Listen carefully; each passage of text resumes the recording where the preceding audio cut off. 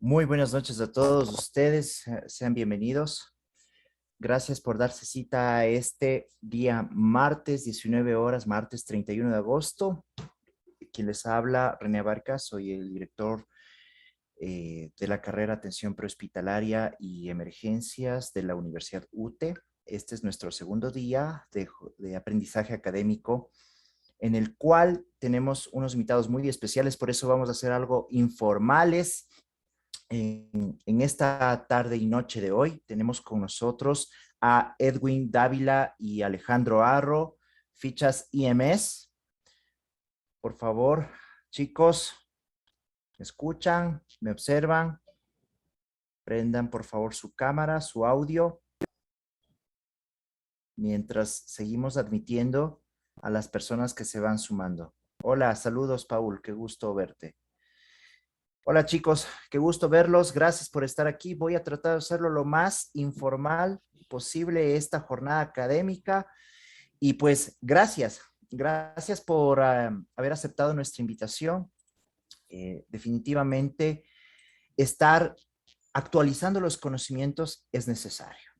Informar a las personas los cambios, las actualizaciones basadas en la evidencia, basadas en la práctica, es importante.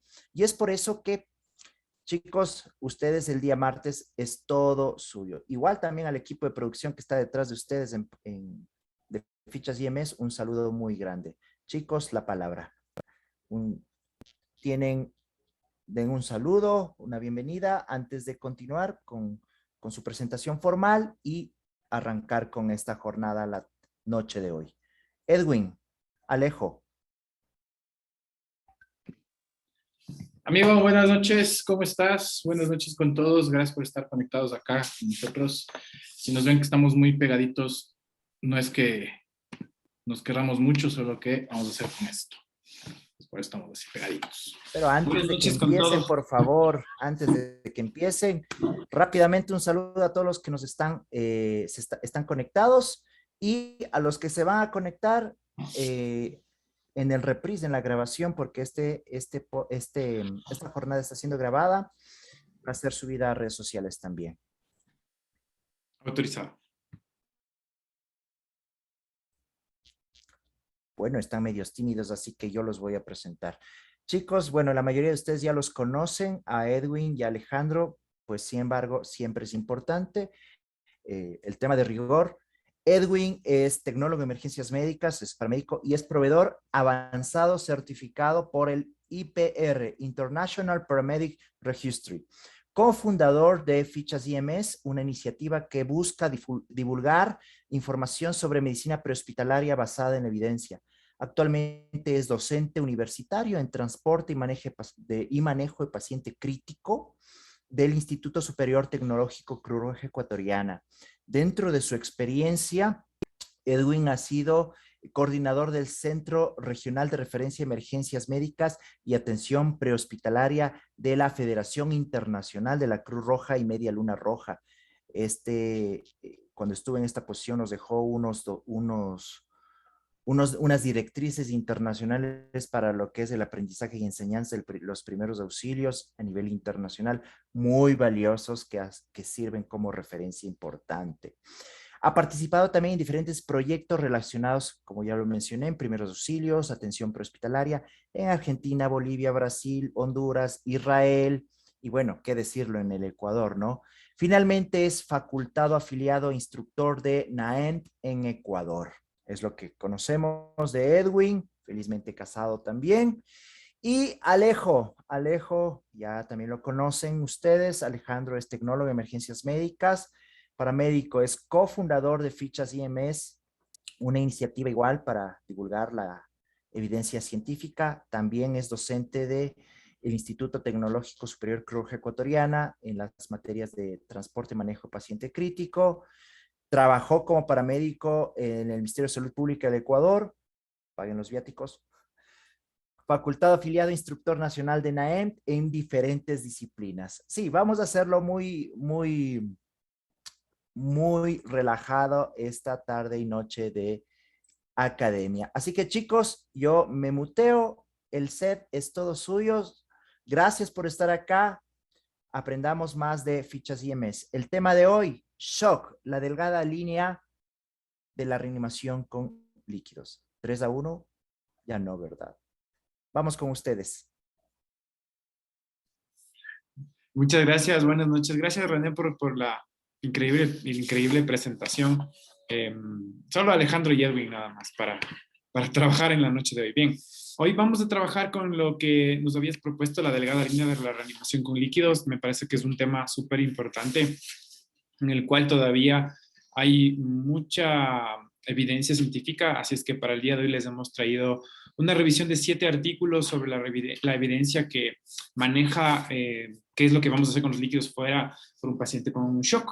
Así es que empezamos. Vamos a comenzar. Primerito, por favor, para las personas que están viéndonos, utilicen en la configuración del Zoom la vista del hablante porque vamos a compartir directamente con este clip de Prezi Video y no va a ser como una captura de pantalla, sino va a ser directamente la visualización de esta cámara. Para que nos puedan ver bien, pues estamos viendo por acá que está toda la presentación, acá abajo está el título y las cosas de lo que vamos a hablar. Estamos acá los datos, la evidencia por acá y las mejores prácticas por aquí, por ahí andamos, ¿ok? Entonces, póngale primero habilitar vista del hablante y con eso van a poder ver súper bien la presentación, para que no se pierdan, eso. Y bueno, comencemos, como siempre y como el Alejo siempre dice, sin datos no hay paraíso, eso. Entonces, vamos a comenzar por ahí. Bien, hemos recopilado 2 datos importantes sobre la evidencia, o sea, todo lo que recopilamos de la evidencia en para esta ponencia resumen 2 cosas. Entonces, vamos a iniciar por la primera. Del 80 al 90% de pacientes que sufren un trauma penetrante en el tórax o en el abdomen, normalmente estos pacientes van a terminar en la UCI o van a terminar en quirófano. O sea que quiero decir que si estás frente a un paciente en tu ambulancia o fuera del hospital con un paciente que le apuñalaron en el pecho, le dispararon en el abdomen, es muy probable en el 80 o 90% de probabilidades que este paciente requiera quirófano. Correcto.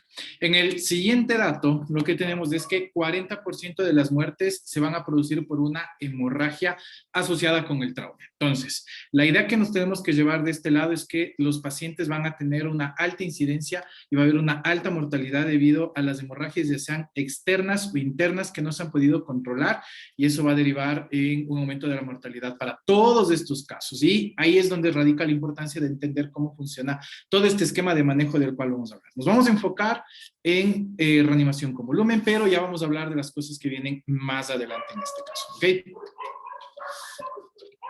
Bien, vamos al siguiente dato o a la siguiente parte de la charla de hoy, que ahora donde nos vamos a centrar, vamos a querer que trabajen con nosotros, les vamos a pedir que por favor todo lo que necesiten saber lo vayan poniendo en la bandeja del chat, o si tienen preguntas, vayan poniendo en la bandeja del chat, la vamos a responder al final, porque esta parte es el eje medular de la conferencia, que es la evidencia. No queremos hablar de lo que yo viví o lo que creo que nosotros creemos que tenemos que hacer, sino hemos hecho una revisión exhaustiva de 7 artículos importantes que mencionan la evidencia. Entonces empezamos con 7 artículos. Vamos desde ahí. Esta parte es la que más carga tiene dentro de la conferencia.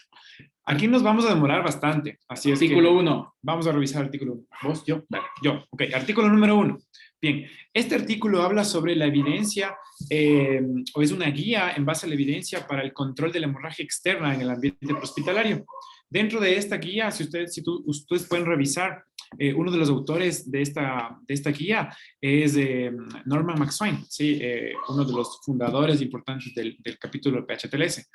Entonces, esta guía hace hincapié específicamente en 2 funciones importantes. Función número 1, si estoy frente a un paciente que probablemente puede sufrir shock y su causa es una hemorragia externa, es muy probable que este paciente por una hemorragia sanguinante necesite un torniquete. Por lo tanto, esta guía es altamente específica en que debo colocar el torniquete como primera instancia o hacer presión directa si el torniquete no está disponible hasta que el torniquete llegue o yo lo tenga.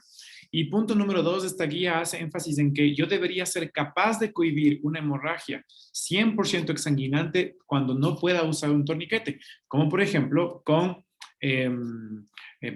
venda hemostática o vendas de gasa. Entonces, esta es una guía que habla sobre qué es lo que tengo que hacer en la hemorragia externa. Entonces, para evitar el choque, lo más importante es controlar la hemorragia. Bien, vamos al artículo número 2. Artículo número 2. En el segundo artículo lo que nos dice es la reanimación con líquidos por parte del servicio prehospitalario, cuánta cantidad de líquidos se ha administrado en promedio, que eso es un estudio que se realizó en el año 2016. En este artículo lo que buscó evaluar la evidencia es cómo funciona el tema de reanimación con volumen y qué cantidad de líquido está administrando en promedio el personal prehospitalario. Se encontraron datos bastante interesantes desde el punto de vista de la variabilidad. Situaciones en las cuales paramédicos administraban poca cantidad de volumen, restricción completa de líquidos que se podía evidenciar y hasta casos en los cuales se hacía la relación que habló en el principio, 3-1, o sea, por un litro de sangre perdida, reanimado con 3 litros de solución cristaloide. Entonces, encontraron todo ese margen de evidencia. En promedio, en realidad, lo que se encontró entonces es que la cantidad de líquido administrado es de alrededor de 400 mililitros. 397 para ser un poco más exactos. ¿Qué importancia tiene esto? En los casos en los cuales se administró un exceso de volumen, se evidenció un aumento de, primero, la mortalidad, segundo, las complicaciones asociadas al exceso de reanimación. Entonces, estamos hablando de todas las consecuencias que nosotros ya conocemos de la excesiva reanimación con volumen. Coagulopatía por dilución, acidosis, hipoxia, hipotermia, etcétera. Entonces, todos esos problemas ya se encontraron que vienen asociados con el exceso de reanimación con volumen. Y de hecho, esa es la razón por la cual se habla de la restricción de líquidos que se tiene que aplicar. En los casos que se aplicó menor cantidad de volumen, estuvo asociada menores complicaciones y una disminución de la mortalidad. Entonces, ¿qué es de interesante de entender a partir de este artículo? Dos cosas. La primera, lo que ya conocemos, que el exceso de volumen es dañino. Y la segunda, que es escrito entre líneas, es el hecho de que los pacientes van a tener una complicación asociada a la administración de líquidos. Sí, así sea poca administración de volumen, hay complicaciones. Y eso también es súper interesante. Bien, artículo número 3. No se olviden de ir, por favor, poniendo sus preguntas, dejando las preguntas en la bandeja del chat de aquí del Zoom o haciéndolas llegar al moderador de la sala, que es René, y vamos a ir respondiendo sus preguntas al final. Las vamos a dejar para hacer una ronda de preguntas finales. Bien, siguiente, artículo número 3. Este artículo habla sobre la administración en trauma, la administración de fluidos endovenosos en el trauma prehospitalario y los protocolos que se debe hacer con los pacientes, ¿sí? Bien, entonces este artículo demostró que la evidencia es súper importante en este artículo y demostró que la cantidad de fluidos en el trauma eran bastante importantes con respecto a la supervivencia y a la sobrevida de los pacientes. Por lo tanto, lo más importante entender es que frente a un paciente que tiene una hemorragia exsanguinante no controlada, lo segundo más importante a partir del transporte del paciente al quirófano es administrar fluidos. Ahora, la gran pregunta de este artículo es que no ha llegado a la conclusión literal de cuál es la cantidad real que el paciente necesita de fluidos. Y en este artículo se explora dos fluidos, el rinche lactato y la solución salina. Y este artículo no ha llegado a la conclusión, repito nuevamente, de cuál es la cantidad real de fluidos que un paciente necesita. Pero se llegó a la conclusión de que a mayor administración en volumen o resucitación con volumen, la sobrevida es menor. Por lo tanto, en este artículo se explora mucho o hace mucho énfasis en que los paramédicos que reanimaron con menor volumen, sus pacientes tuvieron mayor recuperación en el postquirúrgico. Vámonos con el siguiente artículo. Ok. Estamos, como se dan cuenta, hablando de cosas muy relacionadas y lo que queremos también es que ustedes noten esto. La evidencia en diferentes artículos es bastante similar en cuanto a los resultados que se está presentando. En este caso, estamos hablando de un artículo de la administración de líquidos intravenosos en el ámbito prehospitalario y asociados con el incremento de la supervivencia de los pacientes, que se evidenció más o menos lo que habíamos expresado en el artículo anterior. El hecho de que los pacientes reciban líquido ayudó a la sobrevida del paciente. Sí, por supuesto. ¿Cuánto líquido? Alejo lo acabó de decir con su mención. No hay un número o una cantidad establecida que sea de uso común para todos los pacientes, sino que todo va a depender en este caso de la respuesta que se busca, y eso lo vamos a hablar más adelante en las mejores prácticas. Pero la idea está súper clara en este sentido. ¿Administrar líquido al paciente tiene un beneficio? Sí, hay un beneficio claramente establecido. La sobrevida de los pacientes se incrementa cuando se inicia la reanimación con volumen. Pero ahí, en cambio, vamos a tener que mencionar claramente cuáles son las situaciones o las circunstancias en las cuales el paciente amerita líquido. En todos los casos, la administración de volumen inició con señales claras de hipotensión, y es ahí cuando debemos también ser súper enfáticos y súper claros. La administración, o bueno, corrijo, la reanimación con volumen no es profiláctica. La reanimación con volumen trata de ser correctiva. No es lo ideal administrar un cristaloide por todos los problemas que ya sabemos: acidosis hiperclorénica, exceso de electrolitos en algunos casos, etcétera, las hemodiluciones y todos los problemas asociados. Sí, no es lo ideal, pero es beneficioso en ausencia de lo ideal, por supuesto. Ya vamos a hablar entonces de lo ideal en los casos de en la parte de las mejores prácticas que ya vamos a hablar. Pero en este punto hay que ser súper enfáticos. ¿Hay beneficio en la administración de líquido? Sí. ¿Y por qué repito tanto esto? Porque últimamente hay una corriente, ¿sí?, que habla muchísimo de ¿cómo es? Hasta le hicieron frase, ¿no? El asunto era como el agua con sal para los fideos y la sangre para el paciente. Sí, no estamos negando esa realidad. Por supuesto que sí. Es lo ideal, es lo mejor. Pero en ausencia de la mejor práctica, que sería utilizar sangre, administrar líquido intravenoso para corregir las consecuencias y las secuelas de la hipotensión del paciente sirve y funciona, incrementa la sobrevida de los pacientes. Eso es lo que está claro en este punto. Bien. Punto número 4 o 5, no me acuerdo qué artículo. Creo que vamos al quinto artículo. Bien. Este quinto artículo explora justamente lo que acabó de hablar Edwin hace un minuto. ¿Sí? Entonces, en base a la revisión sistemática, bibliográfica, hay un artículo, y este artículo es un artículo muy importante. Este es un artículo que demuestra exactamente lo que queremos hablar. Es un artículo que se publicó de el Trauma Care, y es un metaanálisis del 2018. Básicamente, en este metaanálisis es una revisión sistemática de un metaanálisis de estudios controlados, autorizados o randomizados, en donde se estudia dos puntos de vista. Uno, o la hipótesis es la siguiente. Uno, ¿qué pasa con la hipotensión permisiva versus la resucitación normal de líquidos en pacientes con trauma, con choque? Entonces, ¿qué es lo que hicieron en esta revisión sistemática? Es mejor reanimar normalmente, como lo dijo al inicio René, 3-1. Si pierdo 1 litro de sangre, repongo 3. O si pierdo 1 litro, repongo 1 litro. O es mejor permitir que a un paciente, por un trauma importante, con choque hipovolémico, mantenerlo en hipotensión. Entonces, primero quiero que entendamos juntos esta hipótesis. ¿Qué es mejor?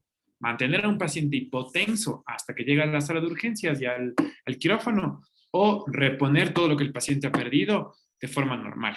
Este artículo es altamente contundente, y este artículo demuestra esta hipótesis, y que la mejor forma que se puede lograr para mantener un paciente con alta cantidad de sobrevida o con alto porcentaje de sobrevida es permitir la hipotensión permisiva. Así es que este artículo es altamente fundamental y estratégico para esta conferencia del día de hoy. ¿Qué ha demostrado esta parte de la evidencia? Esta evidencia y las mejores prácticas que explicó Edwin, y lo vamos a hablar más adelante, se basa en este artículo, que es uno de los ejes centrales de la charla. La hipotensión permisiva ha demostrado ser mejor en estrategias de supervivencia y en estrategias de sobrevida versus la hipotensión, el tratamiento de la resucitación con líquidos de forma normal. A los paramédicos que ya tienen un poquito de experiencia, como René, por ejemplo, que ha vivido cambios de la reanimación de PHTLS y la reanimación de AJA desde el método Silvers de dar compresiones 3-1, o desde subir a los pacientes a los caballos, se va a dar cuenta, René, que hay un montón de cosas que han cambiado normalmente hasta ahora. Y este es uno de los cambios importantes. Estuvimos hace muchos años atrás, hace 10 años, acostumbrados a reanimar con el 3-1. Si el paciente perdió 1 litro de sangre, voy a reponer 3 litros. O si el paciente perdió 1 litro, voy a resucitar con 1 litro. Esta estrategia es una estrategia fundamentada en una práctica convencional cuando el paciente estaba en la cirugía. Versus esta práctica convencional se demostró que esta no era la mejor práctica. ¿Por qué? Porque esta práctica en la cirugía se demostró que era mejor versus hasta que la sangre esté disponible en el quirófano. Por lo tanto, se extrapoló esta práctica al servicio prehospitalario. Entonces, aquí hay un error significativo importantísimo. ¿Cuál es el error significativo? Que yo no debería haber aceptado esa práctica o que no deberíamos haber aceptado los paramédicos y viejitos esta práctica porque esta práctica no era prehospitalaria. Y por lo tanto, este artículo demuestra eso, que la hipotensión permisiva es mejor para un paciente que está sangrando fuera del hospital, con un trauma importante por choque hemorrágico. ¿Qué ha demostrado esto? Que la hipotensión permisiva en sistólica menor de 90 es mejor versus resucitar con alta cantidad de volumen. Que dar más volumen es peor que dar menos volumen. Así es que, conclusión en esta parte, menos es más, menos líquidos es mejor. Artículo número 6, 7, 6, el que sea. Ok, en este último artículo, lo que nosotros estamos viendo es si es que la evidencia, ¿sí?, logró derrotar el dogma del uso de los cristaloides.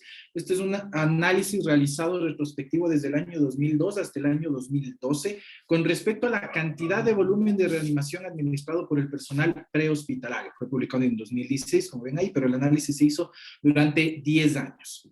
Conclusiones importantes que obtuvimos de este estudio. Número 1, la cantidad de líquido se ha ido disminuyendo paulatinamente a lo largo de esta década en la que se realizó el análisis. Pasamos de un volumen inicial administrado de 1.790 ml en promedio a los pacientes en el año 2002 a una cantidad de 1.039 ml en el año 2012. Hubo disminución. Acompañada de esa disminución de cantidad de líquido administrado, también se evidenció la mejora con respecto a los pacientes. Entonces, al dar menos volumen, se evidenciaron menores complicaciones asociadas a la hemodilución. Los pacientes obviamente tenían niveles de hemoglobina mucho más altos de los que se empezaron al inicio del estudio. Entonces, hubo una mejora en este caso. Y uno de los datos más relevantes que se pudieron encontrar es que la cantidad de volumen administrado logró disminuir la cantidad de transfusiones masivas que se tenían que realizar a los pacientes. Obviamente por el tema de la hemodilución que se iba a presentar. Entonces, ¿qué queremos decir con todos estos estudios? Y obviamente hay muchos más que se pueden buscar en la literatura. Es el hecho de que, punto número 1, ¿se necesita administrar o corregir la hipovolemia del paciente? Sí. Está más que demostrado que se tiene que corregir la hipovolemia.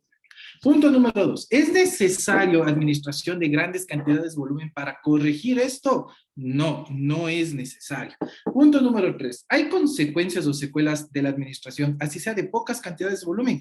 Sí, sí hay consecuencias y por eso es importante también considerar esto. No se trata de coger y administrar volumen por administrar. Hay que saber cuándo iniciar la administración de volumen. Y eso es una parte súper importante. Y finalmente, ¿mejoró la sobrevida de los pacientes con la reanimación con volumen? Sí, mejoró la sobrevida de los pacientes gracias a la administración de volumen para todos los casos en los cuales se puede encontrar esta evidencia. Bien, una vez que hemos hecho esta revisión exhaustiva de los artículos más importantes, como dijo Edwin, y lo voy a recapitular de nuevo, hemos hecho una revisión de los artículos que nos han parecido a nosotros con más fuerza de evidencia. Como se dieron cuenta, eran metaanálisis randomizados, estudios aleatorizados, que muestran fuerte evidencia y con la data muestran mucha evidencia con respecto a qué es lo que está pasando.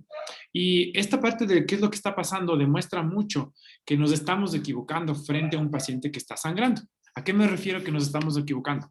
A que la respuesta de los pacientes, como dijo Edwin, y vamos a hacer bastante hincapié en esto, a que la respuesta no es dar volumen, a que la mejor respuesta no es dar volumen y dar volumen y dar volumen cada vez que el paciente pierde sangre.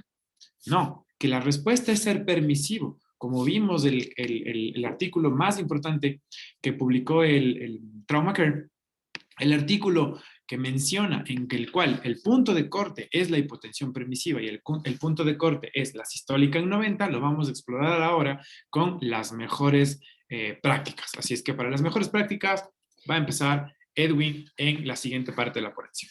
Ok, antes de arrancar por ese lado, estoy poniendo en la bandeja del chat los enlaces de los artículos para que ustedes también los puedan consultar sin mayor problema. Ok, ya saben que no nos gusta inventarnos nada, aquí todo es basado en evidencia, así es que avancemos por este lado. Ok, ¿cuáles serían entonces las mejores prácticas para la reanimación de un paciente? Creo que esa es la clave en este punto. Ya hemos mencionado algunas cuestiones claves, pero vale la pena un poco interiorizar. Vamos con la primera práctica, ¿sí? Administración de sangre, la segunda práctica, el uso de la hipotensión permisiva y la tercera práctica, el manejo integral. Iremos desarrollando cada una de estas. Primer punto, sangre, ¿ok? En este caso, vuelvo y repito, lo mejor sería utilizar sangre para todos los pacientes que así lo requieran. Si pierde sangre, lo mejor es reponer sangre. No tenemos dudas con respecto a eso, ¿ok? Pero las cuestiones logísticas, las limitaciones que tenemos nosotros mismos como personal prehospitalario en el campo, nos limitan bastante la posibilidad de acceder a uso de sangre, ¿sí? Puede ser que se hayan superado algunas barreras, como el tema de tener pruebas rápidas de tipo sanguíneo para el paciente. Ok, superamos una barrera. Pero hay otras barreras que todavía no se han logrado superar y hay que ser bien claros. Vivimos en carencia de sangre y esto se evidencia continuamente en las campañas de donación que hacen hospitales, que las hace Cruz Roja, que las hace el sector público, porque siempre hay una carencia de donantes de sangre. Entonces, si es que tenemos una carencia para las situaciones comunes, para las situaciones que hasta ahora tienen necesidad en cuestiones quirúrgicas y todo lo demás, pues obviamente no se puede arriesgar a perder componentes sanguíneos al ser transportados en una ambulancia si todavía no tenemos la capacidad logística de poderlo hacer bien. No digo que si es que en algún punto existe una situación que logre llevarnos a mejorar desde la parte tecnológica este aspecto y se pueda cambiar. Por supuesto, evolucionaremos hacia ese punto. Hay bastantes casos, reportes de casos que han permitido que las personas en el ámbito prehospitalario logren administrar sangre a los pacientes en ambulancia. Sí, han existido esos reportes de casos, han existido esas experiencias, pero si no tengo, no lo puedo hacer. Entonces, ¿tengo que usar sangre? Sí, sería lo ideal, sería lo mejor. Pero ante la falta de, ¿qué puedo hacer? Ficha, punto 2. Bien, antes de pasar a la sangre, regresate un ratito, por favor. Y una de las cosas que me gustaría complementar aquí con ustedes en esta charla el día de hoy es recordar algo súper importante que yo les digo siempre a mis estudiantes cuando hablo de esta clase de reanimación con líquidos. Y hacer hincapié en lo que dijo Edwin. No es que no podemos dar sangre fuera del hospital, lo ideal sería dar sangre, pero el problema es bastante logístico, ni siquiera con el entrenamiento. Con un entrenamiento, hay algunos artículos que evidencian que con un entrenamiento de bajo tiempo, los paramédicos lograríamos colocar líquidos, sangre fuera del hospital y lo haríamos excelentemente bien.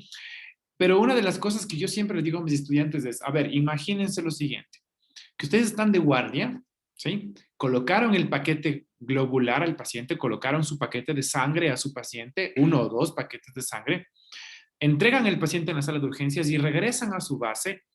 ¿Y dónde se van a abastecer de la sangre?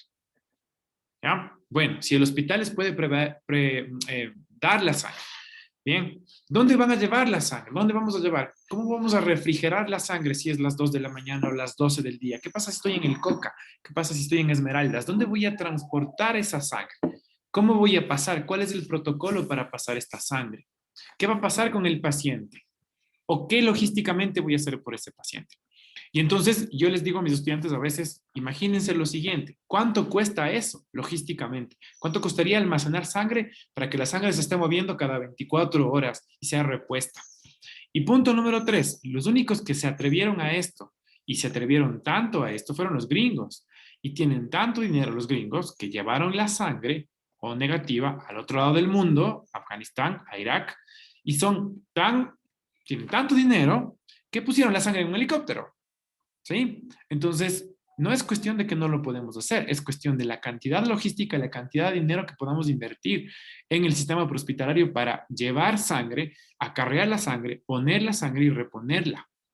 Entonces, siempre que piensen en esto, piensen en lo que dijo él. No es que no se pueda, pero piensen en el problema logístico y piensen en los gringos. ¿Cuánta plata tuvieron ellos para llevarse sangre al otro lado del mundo y ponerle en un helicóptero y que vuele 24 horas? Bien, entonces, en base a esta logística, es muy importante que recordemos lo siguiente, que si no tengo sangre, puedo usar lo siguiente. Vamos entonces a la siguiente indicación sobre qué pasaría si no tengo sangre, porque la respuesta fuera del hospital es que no la tengo. Esa va a ser siempre la respuesta. Entonces, vamos al punto número 2. Fichas, sé que me dijeron las preguntas al final de la ponencia, sin embargo, creo que es importante decirla. Tenemos acá una pregunta muy importante porque sangre es sangre.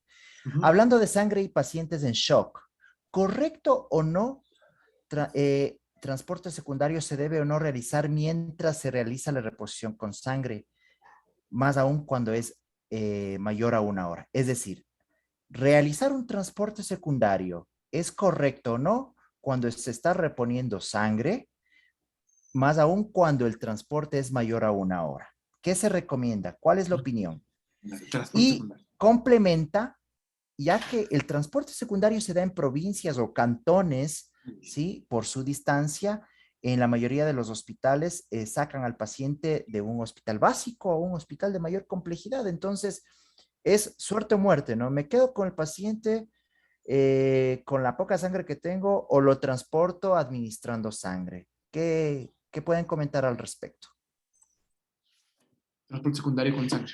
A ver, vamos por partes. Para la indicación, nosotros lo que debemos entender es la necesidad que tiene el paciente. Si la necesidad de mi paciente es la administración de hemocomponente, pues eso es lo que tengo que reponer. En el caso de un transporte secundario que es prolongado, sí se debe considerar el hecho de que si lo que me están dando para el transporte va a ser suficiente como para lograr terminar el transporte. Y si no, ¿cuál es mi alternativa? Porque estamos hablando del transporte de un paciente crítico. Entonces, de entrada entendemos que no va a ser en una ambulancia de transporte simple, no va a ser una ambulancia de transporte básico, o sea, tiene que ser una ambulancia que tenga las capacidades necesarias para poder realizar este tipo de transporte. La segunda consideración, la preparación del personal. Si es que el personal está en realidad preparado para hacer esa transfusión de los hemocomponentes, porque no es como colocar una solución salina, creo que eso todos estamos bastante claros, no es cuestión de coger, cambio la bolsa, conecto de una a la otra y abro la llave y sigue pasando el líquido. Hay que tener en cuenta los procesos que se tienen que realizar. ¿Se puede realizar? Sí, las circunstancias son las que van a plantear cómo se tiene que realizar. Si es que tengo carencia, no tengo lo suficiente como para poder hacer ese transporte con la cantidad de sangre que tengo, pues tengo que ver cuáles son las alternativas que van a permitirme extender el tiempo de transporte de ese paciente hasta la casa de salud en donde le van a tener que recibir. Entonces, tal vez tenga que administrar medicamentos, tenga que hacer manejo con drogas para mejorar la presión del paciente, tenga que utilizar bomba de difusión, tenga que hacer ventilador mecánico, o sea, activos. Exacto, o sea, muchas cosas que se tienen que considerar ahí en esa parte. Alejo, no sé. Sí, punto número 2. Una de las cosas que me gusta hacer hincapié con lo que dice Edwin es, o me gustó mucho lo que dijo, es no hacer como que estoy pasando sangre como que fuera solución salina. Y uno de los errores es justamente mantener la temperatura. La sangre no puede pasar o no debería ser pasada normalmente por un equipo de infusión normal de solución salina. O sea, primer punto clave, eso no se hace. Punto número 2. La sangre no, y he visto muchos errores de esto a veces en los hospitales por falta de entrenamiento, no por otra cosa, sino a veces creemos que pasar sangre es como pasar solución salina y a veces lo que hacemos es aplastar la bolsa de solución de la sangre como que fuera la solución salina. Y esto es uno de los errores más comunes en el prehospitalario. ¿Por qué? Porque normalmente los prehospitalarios, y me incluyo, no estamos acostumbrados a pasar sangre y no nos entrenan para pasar sangre y no sabemos cuál es el protocolo del cuidado de ese paquete globular o de ese paquete total de sangre y no sabemos transportarlo y no sabemos administrarlo. Entonces, uno de los grandes errores es este, no saberlo administrar, saberlo por cuál vía se pone. Y generalmente uno de los grandes errores es no cuidar la temperatura de esa sangre. ¿Sí? Y punto número 3, cometemos muchas veces el error de aplastar la bolsa de sangre creyendo que es una solución salina y que la velocidad de infusión del paso de los glóbulos rojos va a aumentar cuando yo aumente la presión del balón, cuando aumente la presión de la bolsa, cosa que es completamente incorrecta. La velocidad de la infusión de la sangre para subir la presión arterial la determinará el infusor de la velocidad de salida del goteo del líquido por una ley que se llama la ley de Poiseuille. Y esto lo determinará el diámetro del catéter, el largo del catéter, la longitud del equipo de venoclisis y a la velocidad que está saliendo el líquido, que es el paso de la sangre por su viscosidad. Y esto es una ley física, y esta ley física influye en el paso de la sangre para subir la presión. Y por lo tanto, entonces, esto es un gravísimo error, aplastar la bolsa de la sangre y no mantener la temperatura del paso de la velocidad de la sangre. No sé si ahí estamos. Quedamos hasta ahí con esa respuesta. No, muy bien. Muy bien. Sigamos, chicos. Tranquilos, que todavía hay 2 horas más de ponencia. Perdón. Tranquilos. No nos Continuemos, por favor. Bien, entonces, punto 2. Vamos a la hipotensión permisiva. Entonces, haciendo hincapié en lo que dijimos ahora y lo que explicó René de la sangre, uno de los puntos claves es que nosotros normalmente prehospitalarios, me incluyo ahí, cuando nosotros aprendemos a tratar pacientes con choque, lo que generalmente nos enseñan es canalizar la vía endovenosa y pasar el líquido. ¿Cómo debo pasar el líquido? Esa es una de las preguntas que siempre pasa en todos los cursos de reanimación. Cualquier LS siempre va a haber esa pregunta. ¿Cómo voy a pasar la sangre? ¿Cómo voy a pasar, perdón, la solución salina? La solución salina, ¿voy a aplastar la bolsa? ¿Puedo poner, en vez de las manos, puedo poner el tensiómetro de la ambulancia? ¿Puedo poner un infusor de velocidad de líquidos? ¿Puedo aplastar con el brazo la funda de infusión de líquidos? Estas cosas son problemas que nos hacen pensar en que no estamos altamente entrenados, a veces hasta para pasar los líquidos. ¿Y cuál es el problema de esto? El problema de esto es que no estamos altamente entrenados en pasar la bolsa de solución salina por su velocidad de infusión. Y entonces, en base a esto, regreso a la explicación que dije de la sangre. Los líquidos tienen una viscosidad, ¿sí? O sea, como este vaso de agua, bueno, el vaso de agua que lo tengo aquí, ¿sí? Tienen una... Ahí, gracias, producción. Como este vaso de agua que tengo aquí, si pueden ver que se mueve. Ok, gracias. ¿Sí? Todos los líquidos tienen una velocidad de transporte y estos líquidos tienen una viscosidad. El paso de un líquido de un lugar A a un lugar B va a estar determinado por dónde está pasando y va a estar determinado a través de la vía endovenosa. ¿Por qué? Porque el líquido que estoy pasando está pasando a la vía endovenosa. Estoy pasando entonces un líquido menos viscoso a un lugar más viscoso. Y esta velocidad de transporte va a ser determinada por 3 factores. Factor número 1, la velocidad de infusión. Factor número 2, el largo del catéter. Y factor número 3, el ancho o el diámetro del catéter. Por lo tanto, no va a ser lo mismo pasar solución salina o Ringer lactato por un catéter 14 que por un catéter 12 que por un catéter 22. Y esta es una ley física, repito, se llama la ley de Poiseuille, que es inversamente proporcional a la velocidad de infusión por la viscosidad del líquido y el diámetro del catlón. Por lo tanto, ¿qué es la hipotensión permisiva entonces? Pasar líquido hasta que la presión arterial sistólica o que este líquido que entra por la vía endovenosa pase al ventrículo derecho y suba o sostenga la presión arterial del ventrículo derecho, que se mezcle con la sangre del ventrículo derecho y entonces sostenga la presión. ¿Cuánto de presión? 90 milímetros de mercurio. Eso es hipotensión permisiva y eso han demostrado que es la mejor práctica todos los artículos. Lo ha demostrado entonces la revisión, los metaanálisis y la evidencia. ¿Qué es mejor entonces? No hay mejor líquido. ¿Qué es mejor? Dar líquido hasta que suba la presión arterial sistólica o hasta que la presión del ventrículo derecho se sostenga en 90 milímetros de mercurio, pero no menos de 80. Aquí hay un problema que lo va a explicar Edwin porque él lo explica mejor que yo. ¿Qué pasa si tiene un paciente? Necesito ponerle hipotensión permisiva, pero tiene choque y tiene trauma de cráneo. Ya, Creo que hay que hacer énfasis en eso. ya, en los casos de trauma craneoencefálico siempre hay que tomar en cuenta la necesidad que tenemos de proteger al cerebro. Esa es la idea. Si es que tengo que mantener a mi paciente en hipotensión permisiva, pero tengo asociado un trauma craneoencefálico con incremento de la presión intracraneal, hay que permitirle a ese cerebro mantenerse bien perfundido. Esa sería la idea. Entonces aquí acordarse de la fórmula de presión de perfusión cerebral es igual a tensión arterial media menos la PIC. Si sube la PIC, la tensión arterial media está obligada a subir. Pero si tengo un paciente hipovolémico y se me está haciendo hipotenso, obviamente va a llegar un punto en el cual se anule la presión arterial la presión de perfusión cerebral por un exceso en el incremento de la PIC.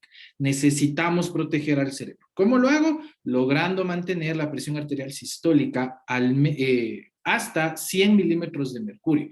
Y aún dentro de esto existen variaciones con respecto a la edad del paciente, que si tiene de 15 a 49 años o mayor de 69 años, más de 110 la presión arterial sistólica, y si tiene entre 49 y 69 años, la presión arterial sistólica debería ser de 100.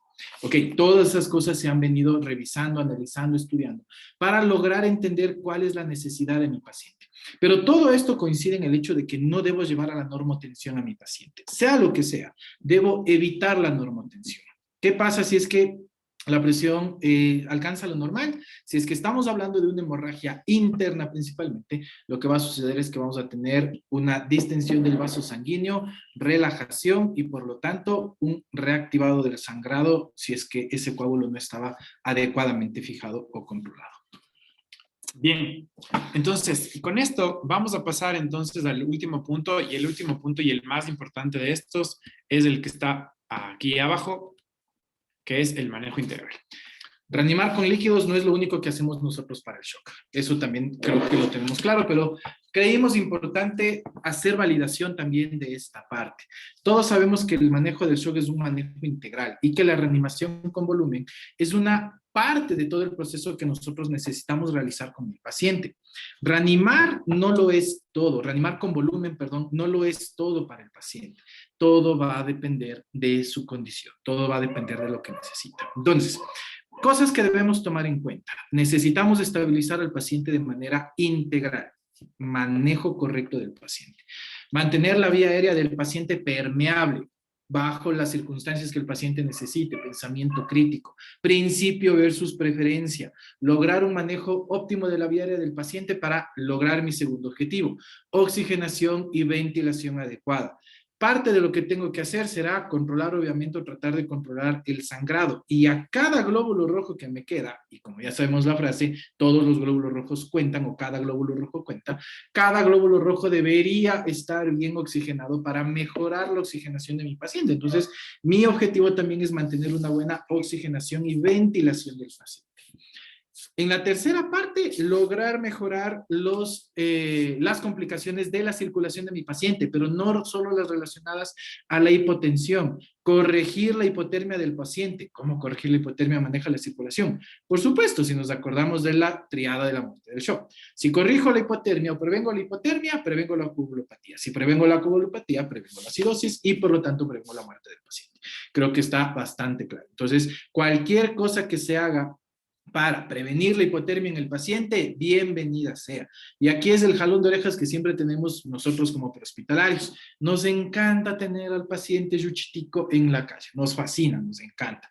A exponer al paciente es fácil, cubrirlo, hasta ahí es donde no nos dio la práctica en la simulación, creo, porque muchas veces nos olvidamos de esta parte, y no solo aquí, no es un jalón de orejas para Made in Ecuador, es un jalón de orejas para la prehospitalaria en general, porque inclusive hay estudios en los cuales simplemente lo que se hizo fue evidenciar con qué temperaturas llegaban los pacientes a los hospitales de Nueva York, y la mayoría de pacientes llegaban con hipotermia, expuestos, Made in prehospitalaria. Entonces, el jalón de orejas también es para nosotros, para prevenir la hipotermia en el paciente, y es considerar que eso es parte del manejo integral que nosotros debemos realizar en estos casos. ¿Ok?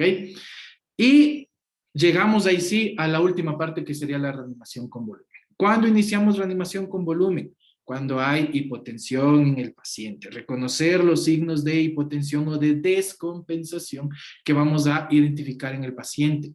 Pulso distal, débil, ausente, filiforme, piel pálida, fría, sudorosa, todo lo que hemos aprendido, correcto, ahí es cuando se debe iniciar. Y si es que estoy hablando de hipotensión permisiva, llegar hasta el límite que habíamos hablado anteriormente con Alejandro, de 80 a 90, manejo integral.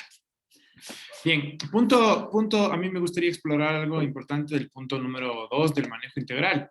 Y en este punto número 2 del manejo integral es revisar algunas cosas importantes como accesos o cosas accesorias al manejo integral, que es, por ejemplo, el transporte secundario, lo que explicó la pregunta que hizo René. Los líquidos no solo son el eje central de la hipotensión sostenida. Hay muchas cosas que se pueden hacer por estos pacientes y una de las tendencias actuales en reanimación es pasar vasoactivos. Recuerden que hay una cosa muy importante, soy muy enfático en esto de muy importante, que los pacientes en hipotensión sostenida van a hacer parada cardiorrespiratoria. ¿Por qué van a hacer parada cardiorrespiratoria? Porque la fisiología del choque hipovolémico es que si el ventrículo izquierdo no logra vencer la presión de la válvula aórtica en más de 25 milímetros de mercurio, el paciente se va a detener el pulso. Por lo tanto, entonces, hay que entender esto de la forma práctica, cruda y dura. Si tengo un paciente entonces que ha sangrado más del 50%, ha perdido más de 3 litros, es un paciente que tiene 6 o 7 litros, ha perdido más de la mitad de su volemia, o al menos el 40% de la volemia, hay que tener mucho cuidado. Estos pacientes van a hacer parada cardiorrespiratoria. Por lo tanto, es muy importante entender que no solo los líquidos van a subir la presión, hay que tener en cuenta que ustedes como paramédicos y nosotros como paramédicos debemos de enfatizar en que una de las mejores prácticas también es el flush de la adrenalina o aprender a pasar vasoactivos, porque los vasoactivos van a subir la presión arterial de los ventrículos y me van a ayudar a empujar la poca sangre que le está quedando. Por lo tanto, líquido y solo líquido no es la mejor respuesta. La mejor respuesta es apoyarse en la farmacología. Los vasoactivos son medicamentos que me van a ayudar muchísimo al control de la hipotensión arterial por choque. Y es una tendencia actualmente muy famosa. Y hay mucha metodología y hay mucha artículo de revisión que lo respalda. Y punto número 2, el uso del ácido tranexámico. En la mayoría de pacientes con traumatismo cerrado, el ácido tranexámico ha demostrado y desangrado, el ácido tranexámico ha demostrado ser altamente eficaz y tiene menos mortalidad para controlar el sangrado. Y puede estabilizar el coágulo hasta en las primeras 3 horas. Por lo tanto, los 2 gramos en goteo lento disueltos en 100 cc en 15 minutos me van a dar muchísimo tiempo para sostener la hemorragia, sostener el coágulo, no romper el coágulo y sostener a un paciente en su presión arterial para que no haga parada. Esto es lo primero que tienes que recordar de todo el manejo del choque. No hemos hablado de esto y por eso lo dejamos al final. Los pacientes en choque hipovolémico que no son manejados de forma correcta van a hacer parada cardiorrespiratoria de fase mecánica, o sea, van a entrar en asistolia. Y esto es un gran problema. Eso es todo por el manejo integral. Bien, entonces queremos agradecerles por haber estado aquí y Preguntas, dudas, quejidos, aullidos, lamentos, quebrantos, llantos, lloros, ya saben, aquí abajo en la bandeja del chat, así es que estamos atentos ahí a lo que estaban poniendo. No se olviden que tenemos un sitio web no es un sitio web, un sitio de educación prehospitalaria y este sitio se llama Fichas IMS. Estamos en YouTube, Facebook, Instagram. No tenemos Twitter porque no somos políticos, ni somos cool, entonces no tenemos Twitter. Y tenemos muchos videos educativos sobre muchas cosas prehospitalarias. Tenemos muchos videos educativos sobre choque, arritmias, vía aérea, los podcasts. Estamos ahora con un nuevo formato de podcast, entrevistando a un montón de gente famosa, como el señor que está ahora en la pantalla. Pero él fue el piloto, así que no tiene taza. Entonces, si necesitan revisar alguna evidencia, por favor, o alguna parte del manejo, visiten nuestro sitio de educación que está en YouTube, Facebook e Instagram, para que puedan darse una vueltita, denle like, compartan la campanita. Suscríbanse, activen las notificaciones.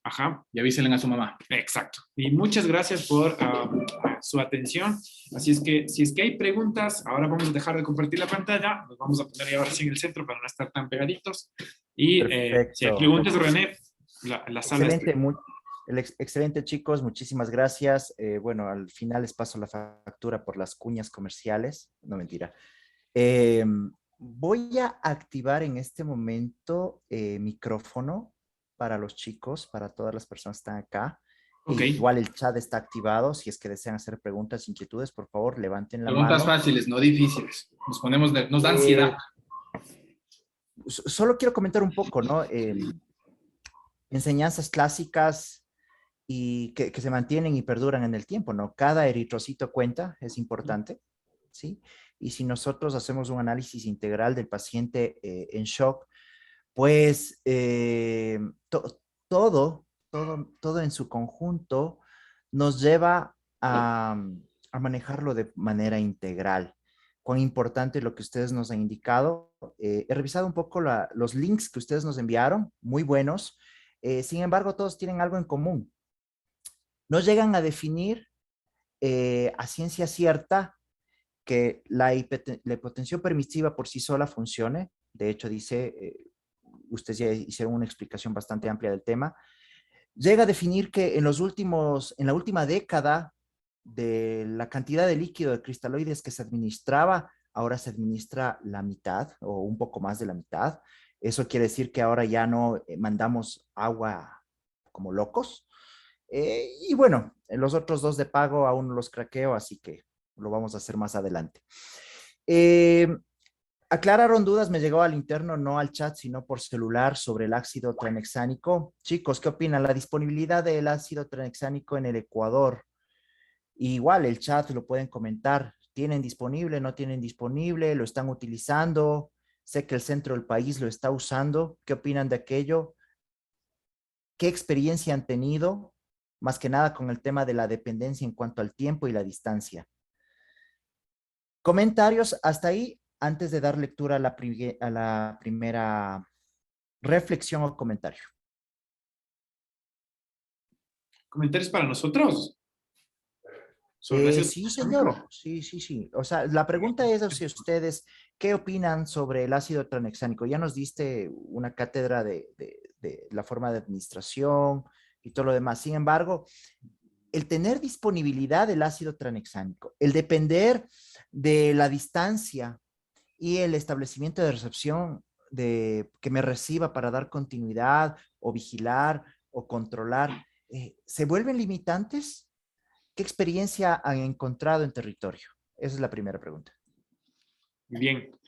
A ver, fuera del enfoque que hablé sobre los estudios que lo respaldan, que me parece muy, muy importante hacerlo, lo siguiente es que la gran mayoría de programas de reanimación lo avalan, ¿no? O sea, fuera de los estudios, la gran mayoría de cursos de reanimación lo avalan. Y que es seguro colocar el ácido tranexámico fuera del ambiente fuera del ambiente hospitalario. En el prehospitalario es bastante seguro, es fácil de usar, como les había dicho, 2 gramos disueltos en 100 cc, pasarlos en 15 minutos, es fácil. Cualquier proveedor de salud que esté familiarizado con canalizar una vía y disolver medicamentos lo puede hacer.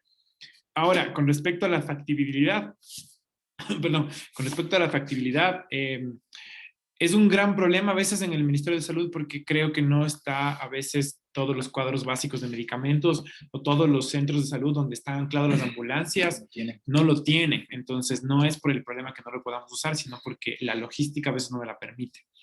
Pero creo yo, desde mi punto, ahora este es mi punto de vista exclusivo, creo yo que me va a dar un buen apoyo si soy un paramédico que está en un cantón, como por ejemplo estoy en Sucúa, que pasa estoy en Chunchi, en Yanzasa, sí, exactamente. ¿Qué voy a hacer con un paciente que le voy a transportar por más de 2 o 3 horas y en ese hospital básico que le atendieron no tenían sangre? Eso creo que va a generar una gran pesadilla para todos los paramédicos que van a transportar pacientes críticos en choque. Entonces, eso te va a dar bastante tiempo hasta que el paciente llegue al quirófano.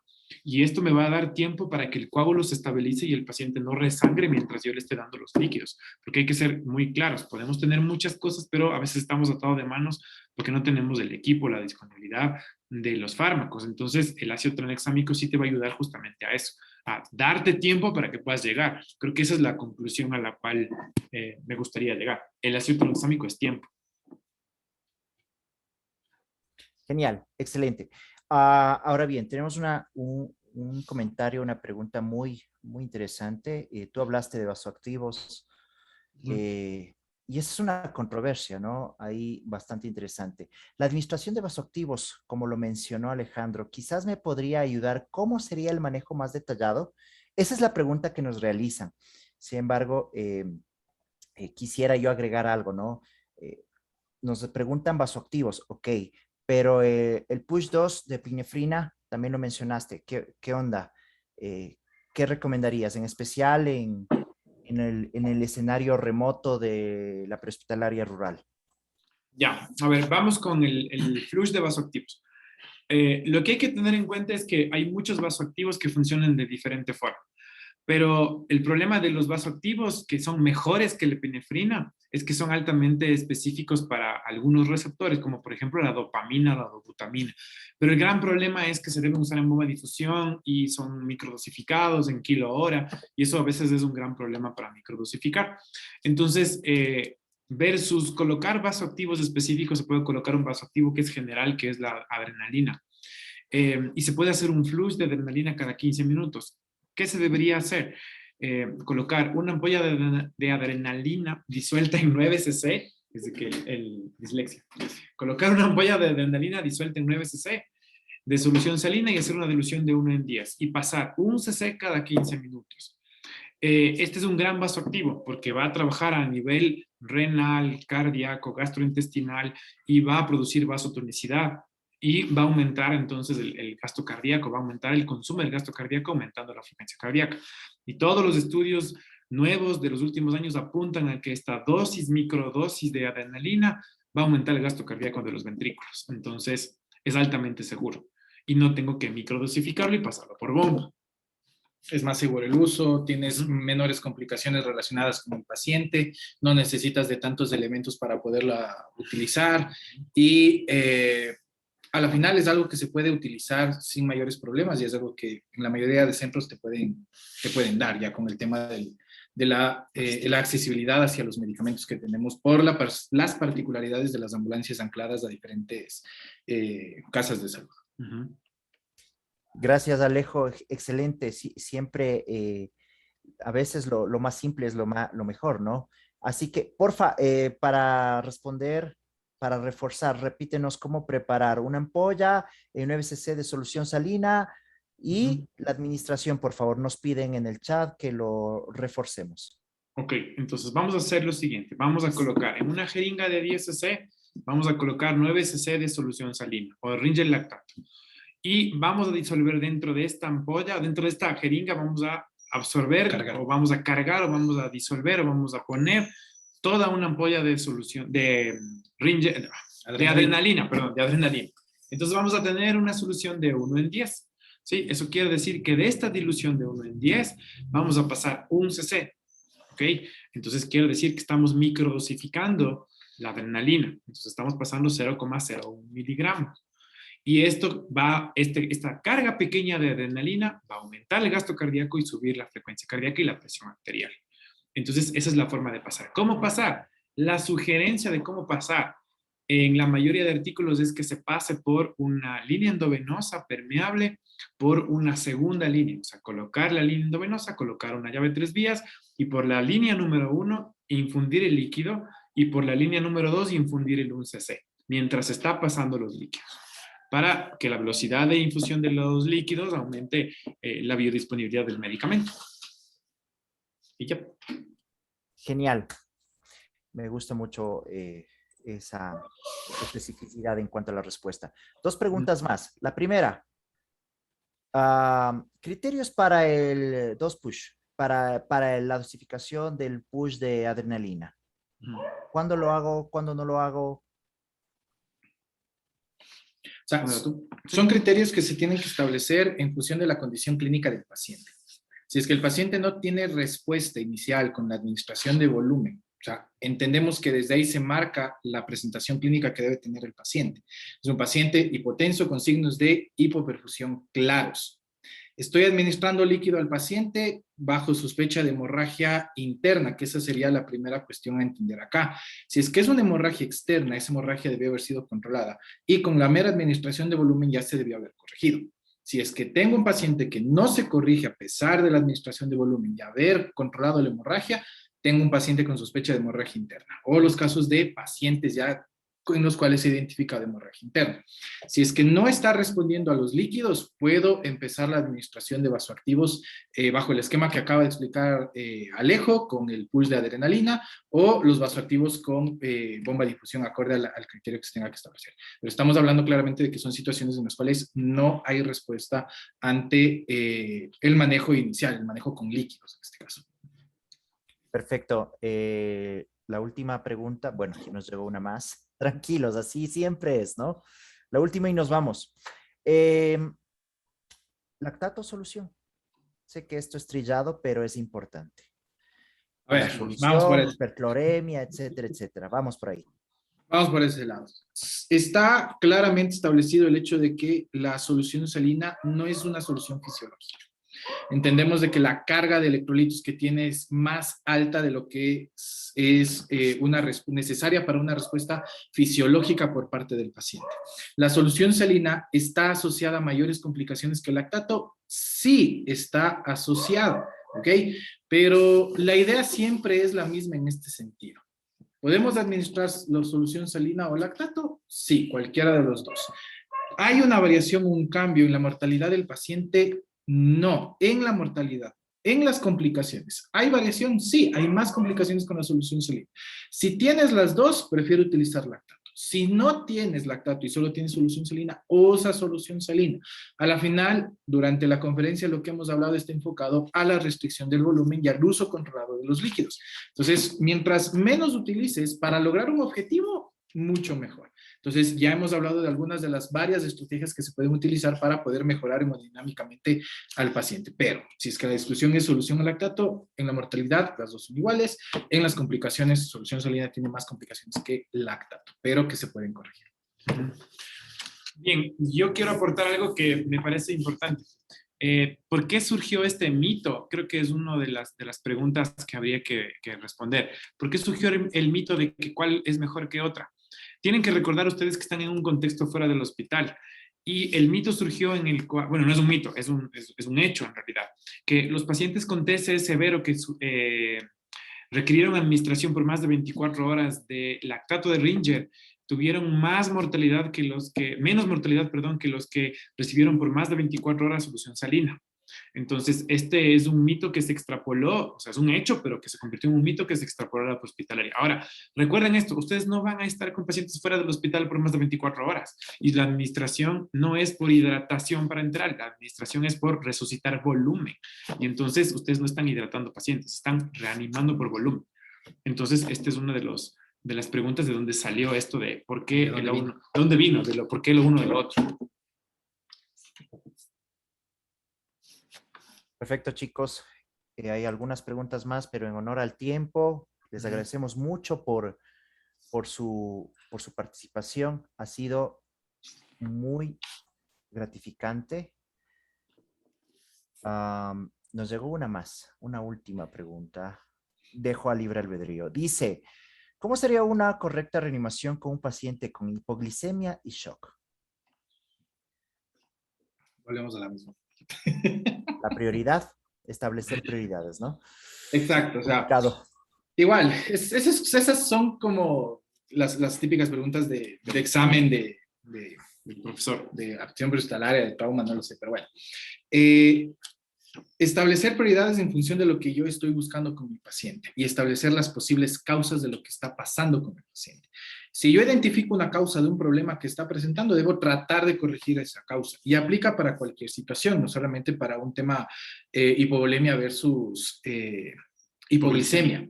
Aplica para cualquier otra situación, para cualquier otro contexto. Yo necesito corregir la causa de lo que estoy viendo en ese momento como un problema de mi paciente. Si logro reconocer e identificar hipoglicemia, debo corregir hipoglicemia. ¿Okay? Si es que logro reconocer hipovolemia, debo corregir hipovolemia. O sea, en realidad estamos hablando de dos cosas que van separadas, porque tengan en cuenta que la corrección de hipoglicemia no se enfoca en la administración en sí de líquido, se enfoca en la administración de dextrosa por el medio, según el caso, que se tenga que utilizar.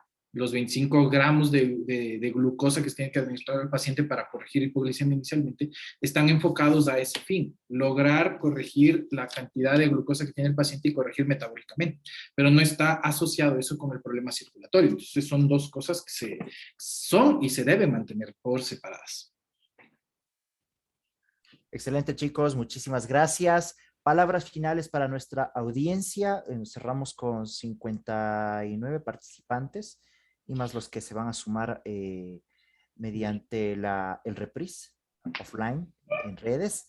Así que siempre es un gusto estar con ustedes. Ahora, del otro lado, ustedes son los entrevistados, yo soy el moderador. Me ha gustado mucho este rol. Así que palabras finales para nuestra audiencia, por favor, y voy a enviar un mensaje final a los participantes. Chicos, palabras finales. Bueno, muchísimas gracias por habernos escuchado durante esta ponencia. Para Alejandro, para mí siempre es chévere poder interactuar y conversar con la gente respecto a los temas de prehospitalaria. Y la verdad, para nosotros siempre es un gusto porque nos ayuda a fortalecer mucho los aspectos que nosotros preparamos para nuestras propias clases. Así es que eso es un plus que también se adquiere con esto. La medicina prehospitalaria es compleja, es dura, es difícil, sí, pero se tiene que facilitar a través de diferentes tipos de procesos como estos. Así es que, amigo, muchas felicidades por facilitar este tipo de actividades que permiten masificar la información, porque ese es el rol que nosotros tenemos bajo este formato, bajo fichas IMS, divulgadores de información, que eso es lo que a nosotros nos gusta hacer. Así es que a la gente que está escuchándonos, igual, muchísimas gracias por su participación, por sus preguntas, y como lo dijo antes Alejo, suscríbanse, denle like, activen las notificaciones, la campanita de todas nuestras redes sociales, y todo de mi parte. Muchísimas gracias. Excelente. De mi parte, Vamos, muchísimas Alejo. gracias. Gracias, René, también por el espacio que nos has brindado para compartir esta información que es súper importante para la gente. Así es que espero que les haya gustado, y si no les gustó, pues nos dejan un comentario que no les gustó. Avisen nomás para ver qué podemos mejorar en la siguiente charla. Ya lo dijo todo Edwin, así es que no lo voy a repetir para que ya puedan ir pronto, por favor, a su siguiente conferencia. A merendar y a tomar la sopa. No se olviden entonces de tómense toda la sopa, cómanse todas sus verduras, lávense las manos, pónganse la mascarilla y nunca vuelvan con su ex y sigan a fichas IMS. Eso es todo. Ok, gracias chicos, muy amables. A los participantes, bueno, ustedes recibieron un link aquí abajo, ¿sí? En la bandeja de mensajes. Su nombre, su correo, la dirección, el número de teléfono, si es que lo desean. Y escogen, por favor, día martes, la ponencia que ustedes participaron, en este caso, aquí, hipovolemia, la delgada línea, y enviar. Eso es todo. Si tienen dudas, preguntas, inquietudes, también me las pueden hacer llegar con todo gusto. Y les quiero dejar la cordial invitación para el día de mañana. Miércoles tenemos 2 temas de prehospitalaria.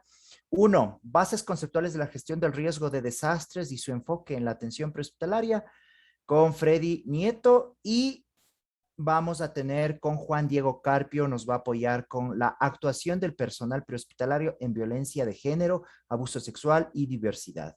Él es autor del protocolo de violencia de género en el país, un artículo recientemente publicado, el cual tuve el gusto de poderlo revisar y aportar, y va a estar muy buena. Ambas ponencias van a estar muy buenas. Me adelanto un poquito para el día jueves. Vamos a tener a Luis Fernando Yumiquinga, muchos lo conocen, APH y su acción bajo normas INSARAC, ¿sí? Y finalizamos con la importancia de la escucha empática en atención de emergencias médicas con Yesenia Gallegos. Y para finalizar el viernes, chicos, el viernes tenemos 2 temas. 1, manejo prehospitalario de las intoxicaciones. Nos va a apoyar Maribel Cruz, médico emergenciólogo del Hospital Eugenio Espejo. Y Marco Kulki nos va a hablar un poco más de la práctica basada en evidencia para el profesional prehospitalario. Así que es lo que les puedo decir. Esa es la agenda. Muchísimas gracias por su participación. Nos vemos el día de mañana. Gracias a todos. Buenas noches.